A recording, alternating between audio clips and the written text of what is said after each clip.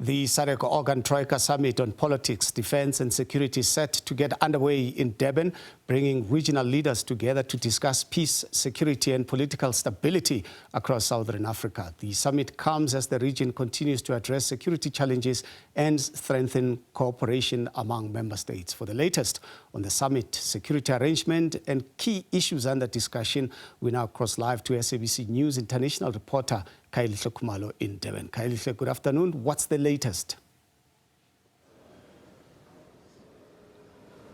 Well, certainly, I can tell you this much, Tabisa, really, right here where we are, the momentum really, we can really see that it's being spurred by all sorts of activities around here at the International Convention Center, right in the heart of Durban. Really, the regional leaders will meet here. So something that's going to dominate here today has to be around peace and security within the SADC region.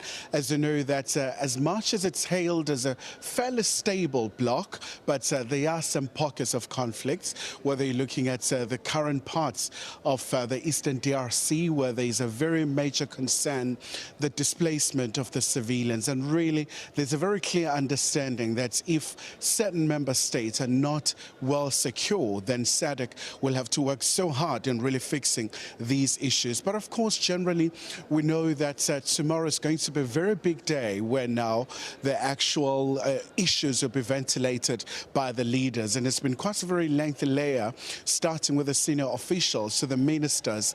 And in fact, during the course of today, we're expecting the Troika countries, of course, those are, you have Eswatini, you have Tanzania, and also you do have Malawi as well, which is chairing that particular session. But really joining us now, Tabiso, to look at the implications and really this particular summit. It's really important. We're joined here by Professor Davis Monyae, Director for Center for Africa-China Studies at UJ. So once again, Prof, just to get a sense about the significance of this, let's look at the importance of this particular gathering. This is quite an important gathering, and as you can see, 46, which means it was established in 1980, and since 1980 there has been different models from your SADC with the double C to the one we have now post 1994. The main aim is to deal with regional issues, conflict, peace building, development. I think it's quite central. As you have rightly put it, there are a number of pockets of hotspots in the region and others that are coming. And on top of it, we also have new threats, your cybersecurity as we get into the fourth industrial revolution. Therefore, I think the region, through the chair, South Africa, that has to think far beyond being the biggest power in the region. It has to operate as it chairs SADC according to the agreeable resolution.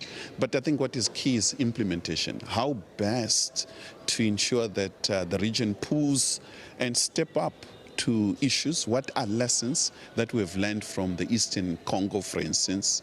When do we intervene? When do we deploy? A deployment of troops the best solution, or we need political preventative diplomacy to ensure that we avoid? Should we deploy? Who is going to finance? And to what extent do we work with the AU as well as United Nations? In an era in which all these global institutions are fragmenting, and therefore I think, to put it simply, we are on our own, and therefore more resources are required, and a best way, efficient, of managing these resources to ensure that Mozambique is assisted to deal with the conflict. The observation of elections as ongoing in Zambia is dealt in a manner that it does not bring in a new conflict in the region. I think we have so many conflicts that we need to stabilize the countries that are perceived to be stable, and therefore there's so much to be discussed. And just once again, Prof, the issue of the agility of SADC. I mean, this is an organization, oftentimes that has been labeled as not quite responsive at times. I mean, we saw the post-election violence in Mozambique. We've seen also quite a number of issues, whether you're citing the previous cases in Zimbabwe and many others. So this is an organization that can be characterized as at times a bit beleaguered in terms of its response. So how should it be working in terms of really being responsive to the needs of the bloc? I think what is key for me is that how to do things differently, and somehow moving away from your head of state's approach model that we've been using to ensure that we bring in civil society, we work quite closely with the clear understanding that the world in which SADC with double C of 1980 is no longer the SADC of 2026. The ground has shifted, and therefore I think we also need to shift our strategies, our tactics. How then do we deploy limited resources we have? I think what is key for me is development. Major crisis in the region emanates with lack of development that is felt by all. Shared prosperity in the region. There are few countries that are doing well, and within countries, very small pocket of middle class that is prospering at the expense of majority. And if we build more infrastructure, we ensure we have sufficient food security in the region. We also deal with the management in terms of movement of people. With all the noise on movement of people, I think we need to move across the borders, but it has to be done orderly and use latest technology, controlling borders in a way that movement of people and goods does move.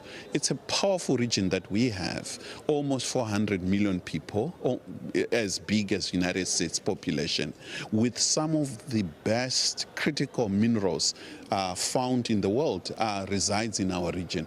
And therefore, how do we then collectively do the beneficiations, ensure that we create more jobs? Our universities, centers of learning, dealt in a manner that we upskill our people so that they're ready for the jobs of the future. So there are a lot of issues on the table, but the chair will have enormous task to ensure that before handing to the next chair, most of these resolutions are implementable. Before I let you go, Prof, just briefly, I would imagine with the current situation in Zambia, critical member of SADC, I mean, you go back to 1980, SADC, that's where it all started, and now these elections. So just a bit of anxiety around these particular developments. So another task, I would imagine, for the Troika. Oh, indeed. And Zambia is a critical country. I mean, it played a critical role in the liberation, political liberation of the region. All liberation movements were housed in Zambia. And when it comes to democratization, I think since early 90s, Zambia has been doing well. However, I think the wheels are coming off in a number of areas. So it really depends with this summit. To what extent is it going to respond to some of these challenges in Zambia without really treating some of the head of states with the soft gloves? I think we have to be consistent and we have to be fair to all countries. Well, apologies for the technical glitch, but that was our international reporter, Khayelihle Khumalo, in Durban, bringing us the latest from the SADC Organ Troika Summit.